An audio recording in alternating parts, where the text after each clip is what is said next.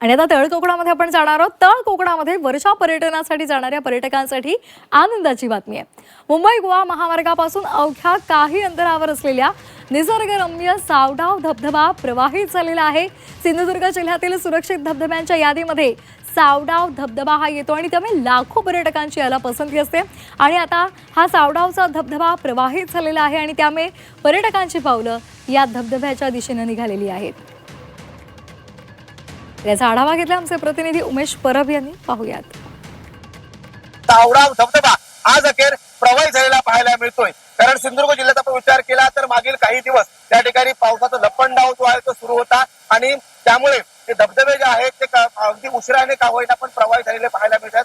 सिंधुदुर्ग जिल्ह्यात आपण जर विचार केला तर सिंधुदुर्ग जिल्ह्यामध्ये आंबोली असेल, सावडाव, नापणे, बाबा धबधबा, मांगेली धबधबा, नावणकोंड धबधबा यासारखे अनेक धबधबे आहेत जे पर्यटकांना आकर्षित करत असतात. मात्र अगदी कणकवली पासून मुंबई गोवा महामार्गापासून अगदी अवघ्या काही हाकेच्या अंतरावर असलेला हा सावडाव धबधबा नेहमीच पर्यटकांना आकर्षित करत असतो.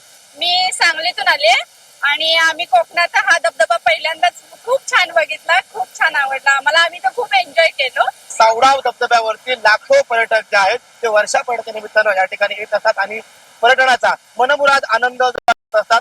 मात्र या वर्षा पर्यटनानिमित्तानं कोकणात येणाऱ्या सर्व पर्यटकांना G24 तासच्या माध्यमातून आम्ही आवाहन करू इच्छितो की आपण या तळ कोकणातील निसर्ग सौंदर्याचा मनमुराद आनंद लुटा. मात्र धबधब्यावरती अतिउत्साहीपणा टाळा आणि या ठिकाणी हा जो स्वच्छ कोकण आहे तो स्वच्छ ठेवण्याची जबाबदारी ही आपलीच आहे.